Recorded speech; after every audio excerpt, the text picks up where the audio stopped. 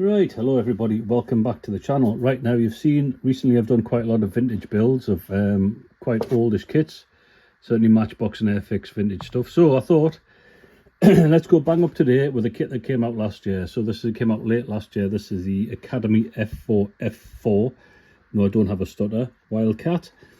I did a little review on that a couple of months ago, so if you want to have a quick look at that, you can see what entails in the kit. So I've actually gone on and done some sub builds at the minute. So I've built it into some subsections. Wings gone together, no problem. It's going to be in the folded position.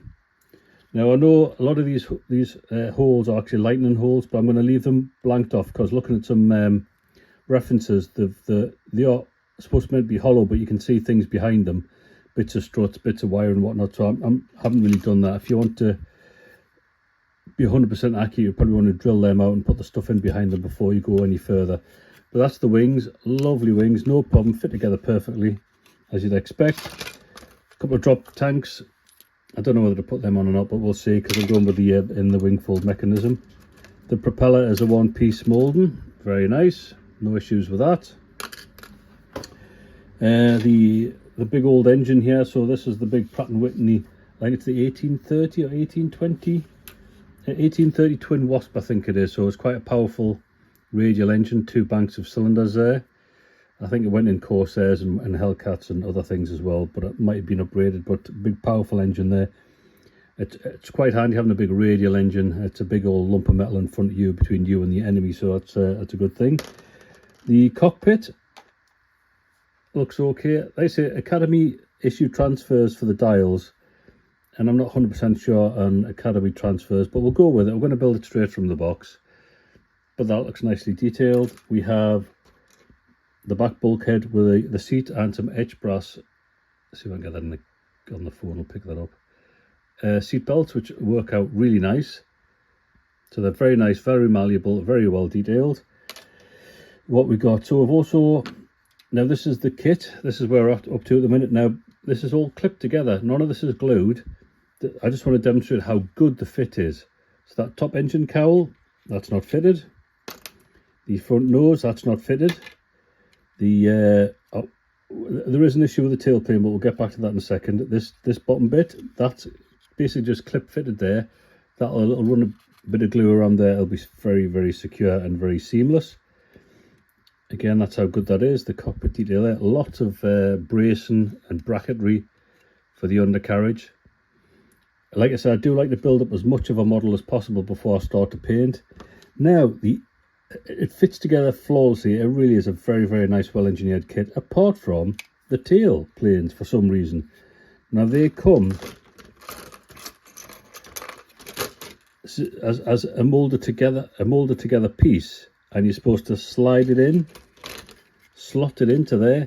Could I hell get it to sit right? I've cut the bits out, I've sanded it, I've eventually cut it in half to try and get it to fit better, but it's just not a very good fit.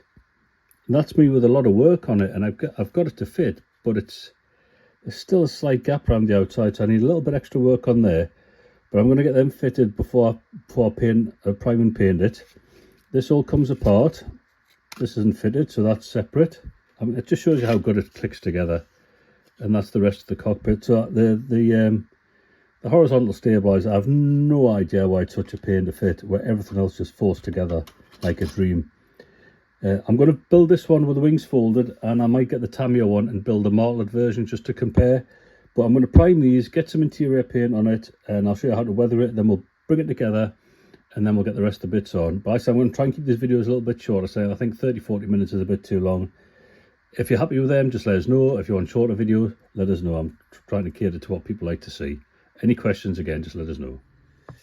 Next course of action is to airbrush what's white, which is the front end, the nose, inside the cowl, and forward of that bulkhead. That's going to be white.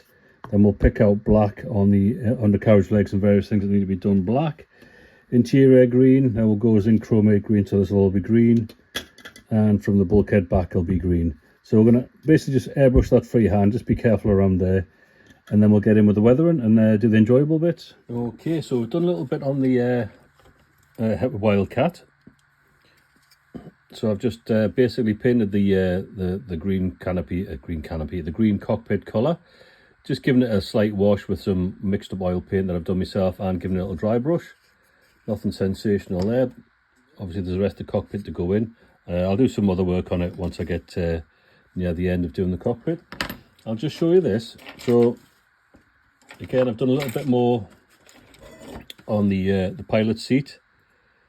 So as you can see in there, so that's the belts look really good. Just painted them with acrylic paint, so no issues. Little wash on them as well. Same on that. Same on the control surfaces. It actually comes off, so I haven't glued that on yet. Now is the instrument panel to do, as we can see there. Now if we look at the instructions, what they seem to have done is, let's see if I can get that on there. So we've got AA, so that's A plus AA. Now when we look at the transfers, we've got A plus A and AA. A is like the dials with the black background on and the needles. AA just looks like the white bits, so it looks like they want you to either paint, if you want to use AA, you paint the black bits of the dials first, then you put that on. But obviously I'm going to do the easy way and just put the whole lot on, the whole black cockpit, the whole black dials and clocks. So I'm just going to give it a little gloss varnish, and then we'll put the transfers on together and we'll see how they go on, because Academy transfers are, or have been, ropey, to say the least. So let's see how they go. I'll give them a chance. Right, so you can see I've got the gloss varnish on there, which should help the transfer go down easier. Now I've already put a bit of water on it because past experience, Academy transfers just seem to take forever to come off the back and paper. Now you see I've cut a little nick in that there, just so the carrier film doesn't get stuck. You see the little switch there? So where the right hand side 2 clocks on, there's one above it. So I've got some water on it. Oh, it's coming off already. That's all right. So that's quicker. So hopefully Academy transfers are going to be a lot better. So that, oh dear, I can't really focus very well. So that's the clocks. So let's get them on, see what they look like. Right, so they're on. Let's get a bit of water on it, just to help it settle down and line up. Get me knife. Try and get it lined up on the clocks. It's sometimes quite difficult when there's water. You can't really see where you're going to go. But I think that is pretty close. So I'm going to let that settle for a few seconds. Then I'm going to put some transfer solution on, which I can't see on my desk. But I'll show you how to do that, and that should start settling down. But otherwise, you see I've done the instrument panel like black, but given it a dry brush, so it gives it a slightly lighter colour than the clock faces. So let's see how that settles down, and we'll put some transfer solution on, and we'll go from there. But that came off a lot quicker than what Academy transfers usually do. In my past experience, I haven't built Academy for quite a while, but hopefully their transfers have improved somewhat. The proof will be in the pudding when I put these big stars down on the rounded part of the fuselage, see if I can get them to settle down. But I do like a challenge, specifically with invasion stripes and tiger stripes, and try and get them on the fuselage properly. But we'll let this settle down and we'll see how it looks. Right now we've got the dials on the instrument panel, and they've settled down quite well, so that worked quite well with the microsol, and it seems to have settled the transfers down quite well. What I'm going to do, I'm going to give the cockpit a coat of matte varnish, and then I'm just going to put a little dab of gloss varnish on the dials to represent the glass. Then we're going to get it built together and get it put together so I can get this thing built and get on with the fun part of building it, finishing the build and weathering it. And that's the end result. So that's the cockpit all installed. It's had a coat of matte varnish. I've had gone over it with a silver pencil, a few chips and scratches like on the seat itself. You can see where it would have worn, and on the floor where the pilot's feet would have been. Looks quite effective. The instrument panel has had little drops of this on the dials, the micro crystal clear, which is really good. So just little drops on the instruments themselves, so it looks like there's little glass windows, as there would be as being clocks. There we go. I think it's adequate enough. That's just straight out of the box with the the kit supplied parts. The seatbelt harnesses look very nice once they're painted up. The headrest is all done. So I think we're going to button that up now. So we're going to fit that to the fuselage, glue it up, get it masked, get some primer on, and we'll get start painting the main body of the aircraft. But I think that's adequate enough. Okay, let's see where we're at. Right, I'll be trying to do a bit more on the Wildcat today, but obviously we've had a bad storm last night, so I'm busy putting some fences up as well. So I've just dug and put a post in, so that's busy setting. So I'll put the panel on. So let's see where we are with the Wildcat, and I'll go out and do some more gardening or putting a fence up because it's bloody freezing out there, but it's got to be done. So that's the cockpit done. That's the fuselage sealed up. That's the bottom plate put on, and I put the windows on the bottom as well because I'm going to mask them up, and it comes with a mask set. So basically, what I need to do now is mask up the canopy area and mask up the undercarriage and the windows. It's going to be quite tricky doing the undercarriage area, but I might have to go in or just airbrush it carefully. But otherwise, you can see we've got a really nice fit, nice step there of like this sort of like, it almost looks like a fish scale thing where it steps down. I quite like the look of that. So we'll get that masked up, we'll get some undercoat on it, we'll check out for us if there's any errors on the where the fuselage joins together. That might need taken care of, but otherwise so far so good. The wings are built as well. Now what's really good for this, because obviously when you put the wings on in the stored position, so let me do that, the slot in, let me do it the right way actually. So they slot in quite nicely. So trust me, they do. Oh, I mean, right hallux of this. So right, so it slots in that way. Get it right. So the outside of the wing is pointing outwards. So the slot in, see how the slot in very nicely there. So you can, once the model's going to be displayed, it's going to be quite difficult to see any of the detail, but you can just slide the wing off if you want to have a look. So I'll get that masked up. We'll get some primer on it. I really want to get this painted this weekend. Okay, so this is the version I'm going to paint. It's build number 522, White 13, flown by Lieutenant William Nichols Leonard, VF3 off USS Yorktown at Midway in June 1942. So June 1942, the Americans were up against it regarding carriers. Had lost quite a few, and they hadn't really ramped up their production yet. It's strange to think that, because the Americans actually produced about 150 odd carriers during the Second World War. It's a staggering level of production. It's unbelievable. Bear in mind, a lot of them were actually escort carriers, so they're not the big fleet ones. They're not Essexes or anything like that, but that's still a really impressive build rate. So anyway, we're going to go with this one. The colours, I found it quite tricky to track down what colours to go for. Having to do, there's no specific ones, having to do a bit of referencing and cross-referencing, etc, etc. So I've come up with Tamiya Sea Grey for the upper surface. It looks a smidgen green, but we're going to do some work on it anyway. And for the grey, we're going with medium grey XF20 from Tamiya as well. Now, because the model just screams weathering, and it's got this lovely sort of like rivet detail and panel detail, what a lot of people do is like go over the panel lines and airbrush everything black, and then sort of like shade in from there. What I'm going to do, I'm going to give it a base coat of the grey, but with a bit of black in it, just to put a slightly darker colour on it, and then I'll airbrush over the top of that the lighter sections. I'll show you what I mean. But basically, let's get I'll get the paint mix and the airbrush fired up, and we'll get the base coat on of the light grey first. Okay, I'll give you a quick demonstration. So that's the wing. I've put the dark grey on. That's the upper surface, and you can see I've just put a little bit more slightly darker grey on panel lines. I've got my mix of grey. I'll just quickly show you what I'm trying to do. Obviously the compressor might kick in, so I might stop the video for a second. But basically I'm trying to just like put highlights between the rivets and bits like that.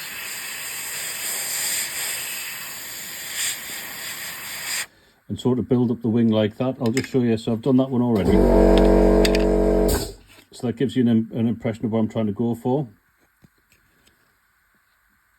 And the bottom of the fuselage, so it's slightly patchy, slightly worn, and that's the grey. So you probably see on the tail plane looks a bit better, but I'll go with some lighter grey as well, just to add a bit more detail to the highlights, and that'll like stand it in good stead for weathering. As you can see, that's the effect I'm looking for. So it looks a bit harsh under the slide, but it's it'll weather down quite nicely. So it's like the standard colour with a bit of black in, dart it down a bit, standard colour over the top, and a little bit of white with a grey. It really does look very stark under the camera compared to what I'm seeing by eye. Anyway, so it's not as pronounced as that, but it gives you some sort of idea, adds a bit of interest, and so some sort of contrast. You can make your models and paint it like so, it's just a flat colour.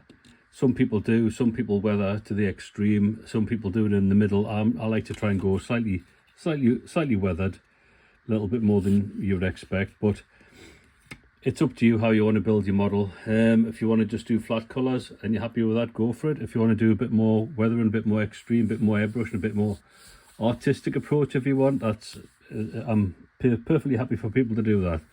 A lot of people criticise other people about their models. It's your model, you build it how you want, you paint it how you want. If you're happy with it, tremendous. It's meant to be a fun hobby. So we've got the grey done, or the undersurface. I'm happy with that. So what I've done, I've masked off, because I'm going to spray the upper surface now. So basically what I've done, I've used like sausages of sort of blue tack and just sort of pressed it on and just masked it off roughly with some blue tape. Bit of mask all under the tail plane there. So I'm now going to go and airbrush the blue on, or the top grey blue colour.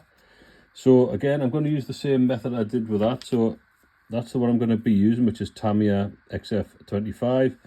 With a little bit of gloss black on it to darken it down a bit, and I'll do the shading like I did before, then put the normal top coat on and then lighten it slightly. But if I notice on the instructions, things like the rudder has a darker colour, you've got darker patches there and there, so I might just leave that darker colour and just mask them off.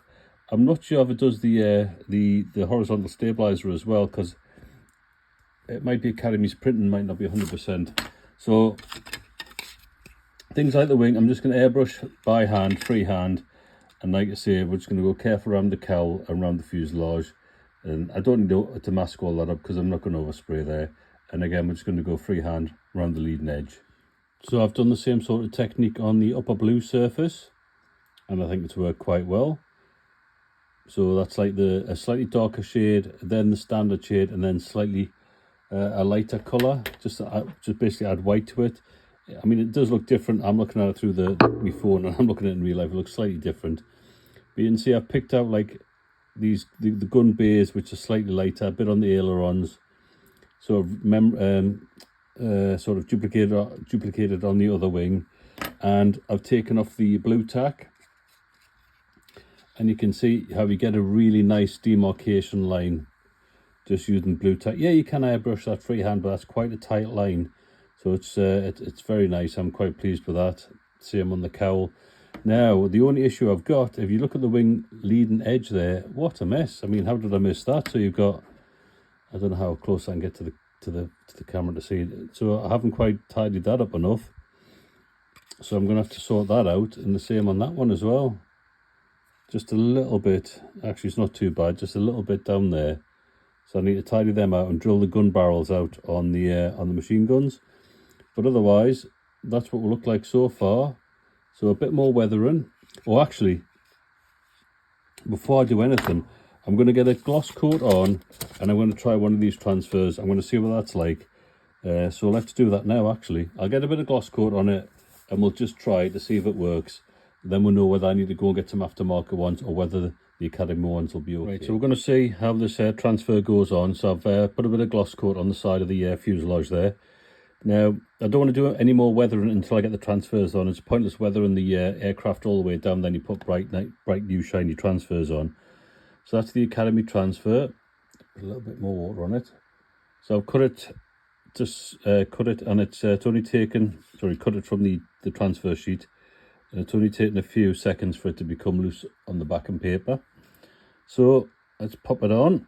Let's try and get it roughly where it needs to be, as per the instructions. So get plenty of water on before it gets too embedded on the fuselage itself, which is like trying to do already. So we'll try and turn it so the pointy bit's pointing upwards as per the star. So it's just about about there-ish. It actually looks smaller than what's on the it looks slightly smaller, that's what's compared to the illustration, but never mind, we'll get it straight.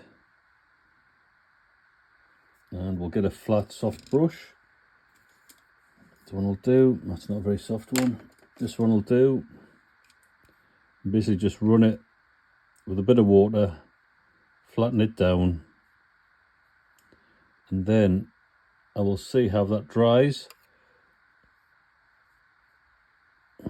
Like I say, it looks slightly smaller than the illustration, but we'll go with it. Now you can see I've probably followed the rivet line down. So the centre of the star to the centre of the star. So that's nice and straight-ish. Bit more movement there. I'll probably go with that. Yeah, because it's straight down the line on the star. That panel line. So there we go. Right, so I'll keep working on that and we'll come back and see what it looks like. But like I say, I'm skeptical about Academy transfers, so this one might prove me wrong. Right, so I've left this for about a day, and as you can see, the transfers settled down reasonably well. It's quite a complex shape, so I've got some hope now for these transfers, but obviously it's still got lots of wrinkles and lumps and bumps around the rivet detail. So what I'm going to do, I'm just going to get a brand new scalpel, and I'm just going to run it down, just gently down the panel line. Like so, a little bit just on those rivets there, and on those rivets there, and possibly just across there. Then what I'm going to do, I'm going to apply the microsol. That's really good stuff, and it should adhere that transfer to the surface. If it doesn't do it properly, I'll just do it again and again and again until it does adhere, and I'm pretty confident I'll get that to settle down really nicely. So I'll go ahead and do all that on the aircraft. I'll get all the transfers on. I'll get the canopy painted black. I'll sort out the trailing edges, the leading edges on the wings. I want to get these painted a different colour as well, because there's some patches on the aircraft which are like different colours, a slightly darker colour. Okay, a slightly darker upper colour, I should say. Right, so I'll get on with that and we'll come back. So we should progress the build quite a bit here. Right, let's have a quick catch up, because I have pushed on quite a bit with the build. I'll just take the glazing off and the propeller. So as you can see, the transfers have gone on very, very nicely. I don't know if I can get a nice shot of one of these roundels there, so you can see it's sort of conformed quite nicely with the rivet detail. I did have to use quite a bit of microsol and Decals solutions, the super strong solutions, but otherwise I'm quite pleased with the way they've gone down. No issues with them, and I don't think I've got any issues with silver either, because I went over a slightly gloss surface, but otherwise they've gone down quite nicely. What else I've done, as I'll show you on the wing, might be easier to see. So I've gone over with the airbrush, because obviously we've got weathered wing, a weathered paintwork on that with faded panels. Obviously you've got to make the painted insignia a similar sort of weathered appearance. So I've just gone on slightly with the same colour as this, just slightly airbrushed the blue just to fade it just a little bit. It's quite noticeable on the camera, not so noticeable in real life. Same underneath, just slightly. And as you can see on the fuselage side, just slight bit of airbrushing just down where the panels join together, just to give you that slightly faded look, and to get it to like almost fit in with the weathered work on the paint itself. Now obviously the wheels have been airbrushed as well with a similar sort of the wheels, I say, not the tires. The tires will be brush painted, but with a similar process, a darker colour, then the main colour, then a slight light airbrush over the top of it, so it gives you that sort of nice gradiated effect.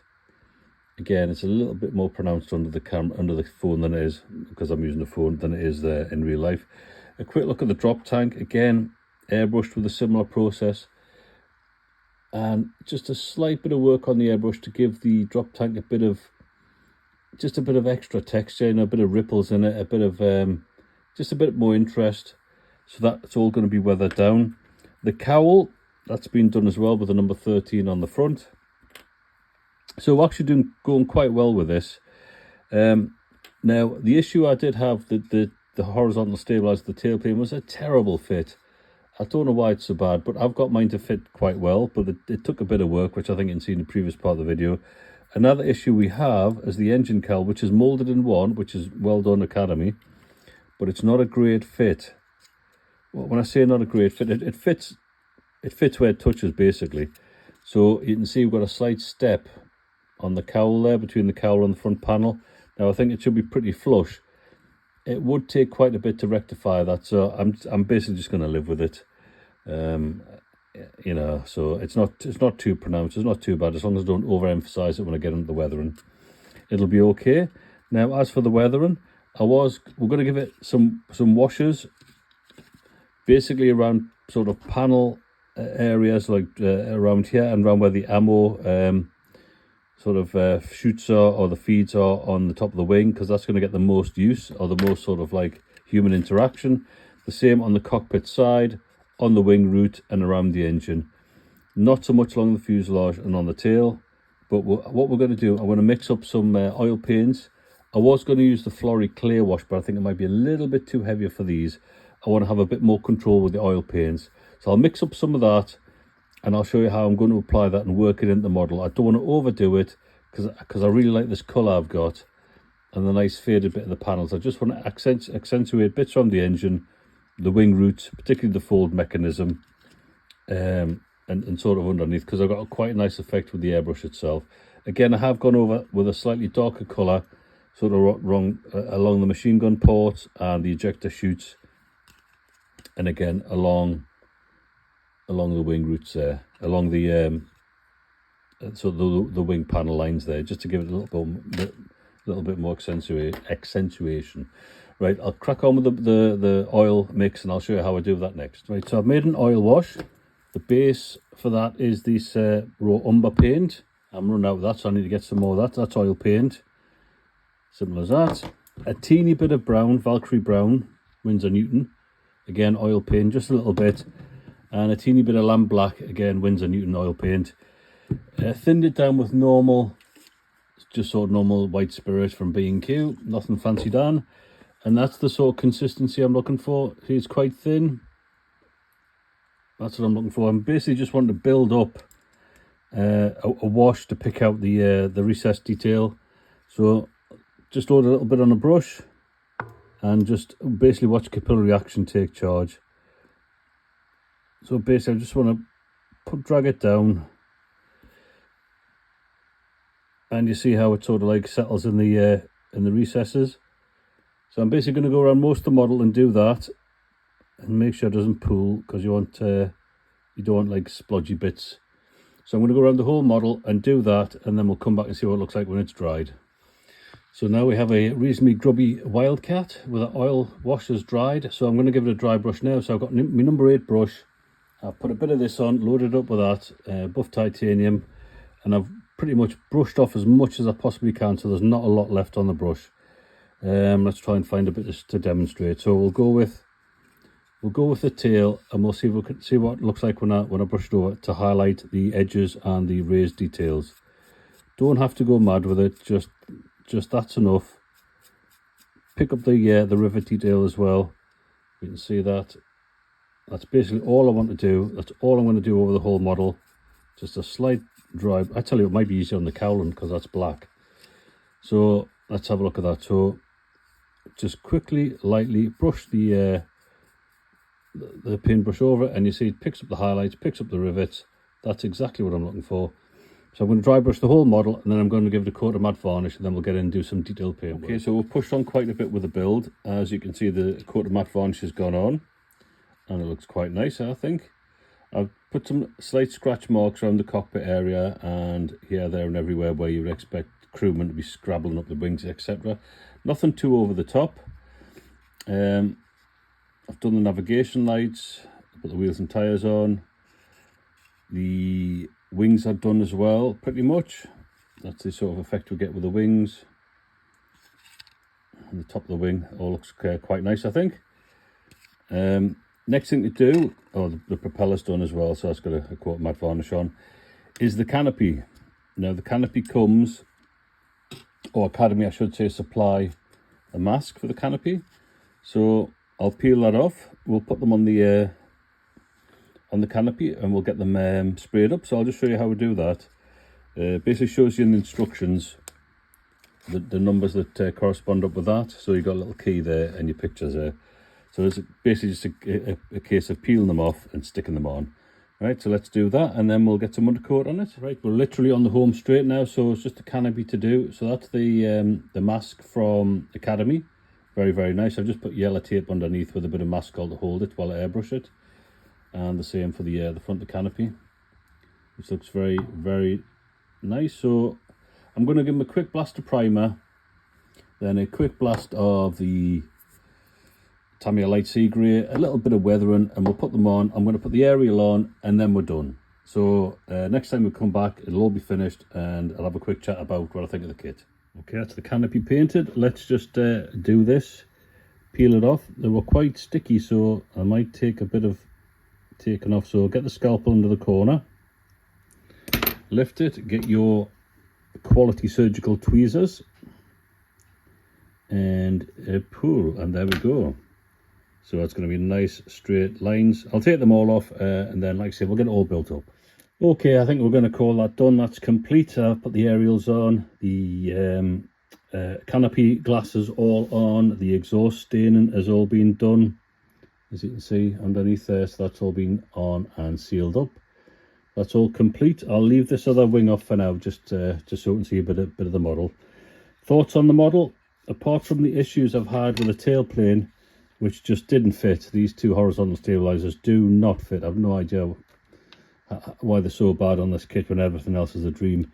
The cowl's a little bit too big, but there's not a lot you can do with that. A bit of careful painting, you can kind of disguise the step. And this rear canopy was a little bit tight to fit, but it's on. Otherwise, apart from that, the fuselage halves go together well. The underneath, which is this plate here, fits onto the fuselage with no problem. Seamless almost. The cockpit detail is really nice. Etched brass, etched fret seat belts, which work nice. Nicely detailed transfer for the instrument panel. The transfers worked really well, settled down nicely, no problem with them. It's a nice, interesting aircraft. The instructions are pretty good. Can't really complain about them. Everything was there, no issues with that. Detail level was quite high. I think the panel lines and the rivet detail are really good. The engine's nice. The undercarriage is really good. Well done. Raised detail is it plays to like the strength of the modeler, so you can dry brush it and bring that detail up.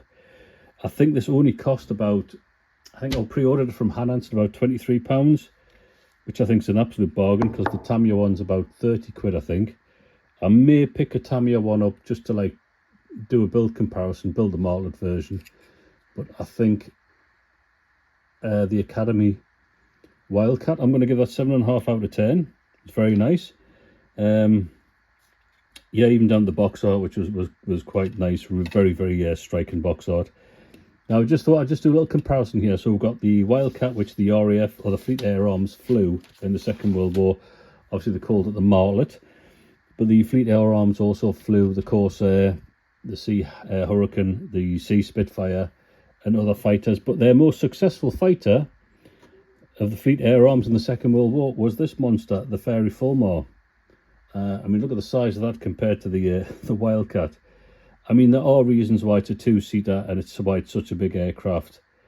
Yeah, I'm not going to go into those details at the minute. That's more for a historical channel if you want to understand why that's such a big monster of an aircraft compared to the little Wildcat. But otherwise, I'm going to call that done. I'll put some pictures at the end, as per usual. Some nice close-up pictures. Hopefully, you'll get to have a look at that. But otherwise, that's that one done. And let's move on to the next one. Thanks for watching.